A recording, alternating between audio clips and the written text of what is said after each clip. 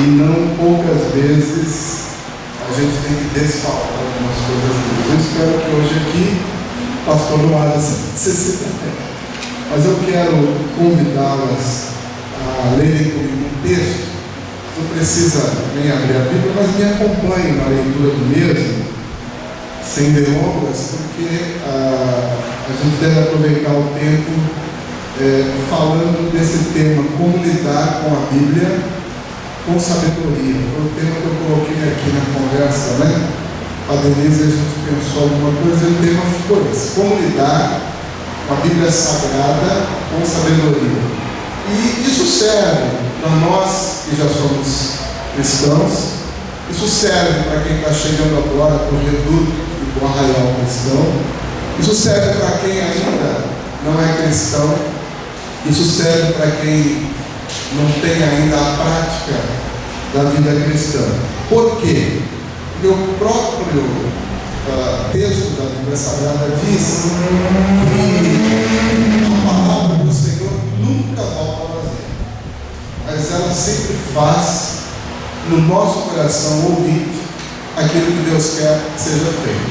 Então, a minha oração de olhos abertos é que nesta noite Deus faça o que Ele quiser no coração de cada um de vocês, quando vocês estiverem ouvindo a palavra. Palavra essa que serve para ensinar, para corrigir, para instruir e tantas outras coisas mais. Eu vou ler esse texto que encontra-se em 2 Timóteo, capítulo 3, a partir do verso 14, que diz assim: quanto a você, Timóteo, continue firme nas verdades que aprendeu e em que creu com todo o coração. Você sabe quem foram os seus mestres na fé cristã. E desde menino você conhece as Escrituras Sagradas, que lhe podem dar a sabedoria que leva à salvação por meio da fé em Cristo Jesus. Porque toda a Escritura Sagrada é inspirada por Deus e útil para ensinar na verdade, condenar o erro, corrigir as faltas e ensinar a maneira certa de viver. E isso para que o servo de Deus esteja completamente preparado e pronto para fazer todo tipo de boas ações. É sobre esse texto bíblico que eu quero compartilhar com as irmãs. E aí nós vamos combinar o seguinte: se em meio à minha fala você quiser falar também para contribuir, para tirar uma dúvida, ou até para mostrar um pensamento contrário, não tem problema nenhum. Aí você levanta a mão assim e pode falar à vontade, porque eu gostaria que vocês interagissem com essa palavra. Pode ser assim? Amém? Ok. Eu percebo que houve um tempo atrás, não muito tempo, mas também não pouco tempo, talvez uns 50 anos atrás, eu estava quase nascendo, em que nós, os crentes, éramos conhecidos pelo livro preto, a Bíblia Sagrada. Os crentes andavam na rua sempre com a Bíblia debaixo do braço. E isso era alvo de chacota. Algumas irmãs, talvez com um pouquinho mais de idade do que eu, sei que tem alguma aqui, vão lembrar disso, se já eram na época cristãs, ou talvez lembrem de seus pais terem falado isso. Mas nos dias de hoje, o movimento evangélico, ele tem uma característica diferente, que já não é marcada pelo uso da Escritura, até porque há um sincretismo muito grande. Ou seja, o que é sincretismo? É a crença em várias doutrinas, ou, se você preferir, em várias religiões. Principalmente acontece isso no Brasil, na experiência religiosa do Brasil. E aí nós não sabemos mais, por conta disso, o que é e o que não é bíblico, o que é e o que não é um conjunto de tradição religiosa, de tradição bíblica e assim por diante, porque há muito sincretismo. Interessante que a gente vai observar que nessa mistura de crenças crença, nessa mistura de doutrina, de várias religiões, nasce no nosso meio um grande misticismo, né? Por conta disso, nós vamos observar também que tem crentes que têm práticas, por exemplo, parecidas com a macumba. Aliás, se tiver alguém aqui ouvindo uma macumba, me perdoe, mas eu vim para falar sobre essa questão. Não quero aqui criticar nenhuma outra religião, mas quero defender o que eu acredito. E peço licença a todos vocês para isso. E quando eu falo que tem uma mistura de crença, um grande misticismo e comportamento de alguns crentes que parecem com a macumba, por exemplo, porque creem em superstição. Vocês já devem ter conversado com algumas irmãs crentes lá na MCA, ou no encontro com vocês, em que uma outra irmã deu uma palavra supersticiosa. Medo por conta de uma superstição, né? Medos descabidos por conta de crenças místicas, de modo que nós, agora, quando olhamos para a Escritura, não sabemos mais que tipo de interpretação devemos ter, porque ela está misturada, por exemplo, com a cultura. E nós não sabemos o que é bíblico, o que é evangélico, o que é tradição religiosa e tradição cristã. Não sabemos. Muito bem. Daí, nós então fazemos, ou melhor, é a tendência de se fazer uma hermenêutica conveniente. O que é uma hermenêutica? É a arte de interpretação. No caso, a arte de interpretar a Bíblia. E nós tentamos interpretar a Bíblia dentro das nossas conveniências. Algumas de vocês, acreditam, devem ter em suas casas aquela chamada caixinha de promessa. Alguém aqui tem? Levanta a mão. Ninguém tem. Não acredito. Caixinha de promessa é aquela que tem 100 números de papéis com versículo bíblico, você vai lá e tira um todo dia de manhã e lê. Aí quando você vê que é um versículo aqui, aliás, já colocaram ali só versículo positivo, né? E você tira um que não é o que é conveniente para você. Não, esse aqui eu acho que não foi Deus que deu esse aqui. Põe de novo, tira outro até acertar. Então a gente vai tendo uma hermenêutica, nós, os cristãos, conveniente a nós mesmos. Então, é esse tipo de prática com a palavra de Deus que é equivocada.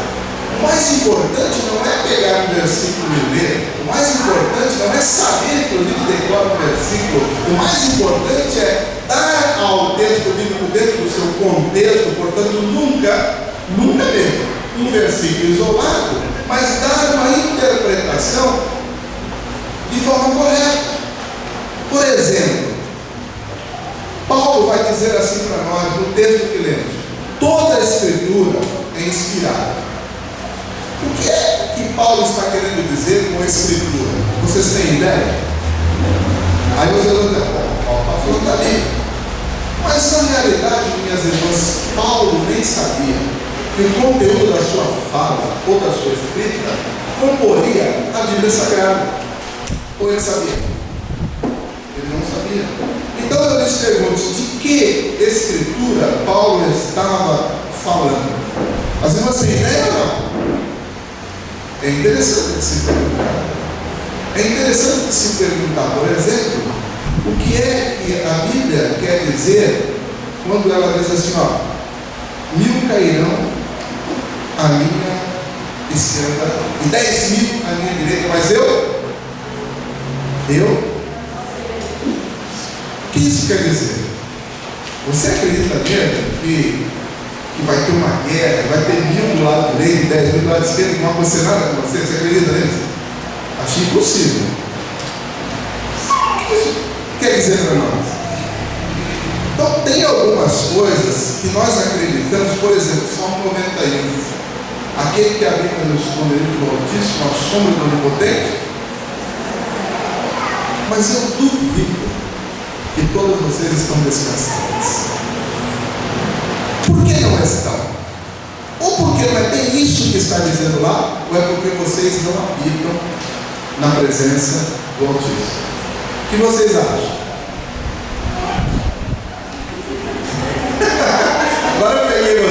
você vê na parede, né? Qualquer resposta que der, vocês dançam. Mas é interessante a hermenêutica, né? O que é interessante também, nós entender que o texto bíblico, ele é sagrado, porque Paulo diz assim, Sagradas Escrituras. O que significa Sagradas Escrituras? Bom, a palavra sagrado no contexto bíblico significa separado. E o que nós aprendemos aqui é que a palavra de Deus é absolutamente separada de qualquer outro tipo de palavra, porque ela foi inspirada por Deus. A Bíblia diz isso. Toda a Escritura é divinamente inspirada. Ela é absolutamente diferente, ela é singular, ela é particular e de particular interpretação, porque elas são letras, são palavras encharcadas com a presença de Deus. Então, este livro aqui não é um livro qualquer. Esse livro é um livro cheio de poder. São letras, são palavras, são textos sagrados. São palavras cujo conteúdo está encharcado da presença de Deus. É por isso que ela nunca volta vazia, mas ela apraz, ela faz aquilo que Deus quer que ela faça. Este livro aqui é um livro que traz para nós uma perspectiva histórica que nos faz conhecer personagens que estiveram na presença de Deus, que viveram com Deus, que se relacionaram com Deus de forma extraordinária. Por exemplo, nós pensamos em Abraão, Isaac e Jacó. Quando olhamos para Abraão, por exemplo, caminhando com o seu filho Isaac para o matadouro, pensa na cena. Deus fala para você: minha serva, eu quero o seu filho único, o qual você esperou, orou, e já teve uma idade muito avançada. Aí Deus fala: eu quero seu filho. Você fala: meu Deus, demorou tanto, um milagre, o Senhor me deu um filho, a coisa, ou uma das coisas mais preciosas que eu tenho, o Senhor quer de volta. E você vai andando lá para sacrificar o menino, entendeu? Enquanto você anda, o diabo vai cozinhando no seu ouvido. Por que é que Abraão fez isso? Sabe por quê? Porque Abraão tinha uma mente e um coração cheio da palavra. A palavra de Deus, ela mexe com a nossa estrutura mental, psíquica, emocional, sobretudo espiritual. A palavra de Deus, diz o Salmo 119, ela é luz para o nosso caminho. Imagine você, minha querida e amada irmã, vivendo nesse exato momento circunstâncias difíceis na sua vida.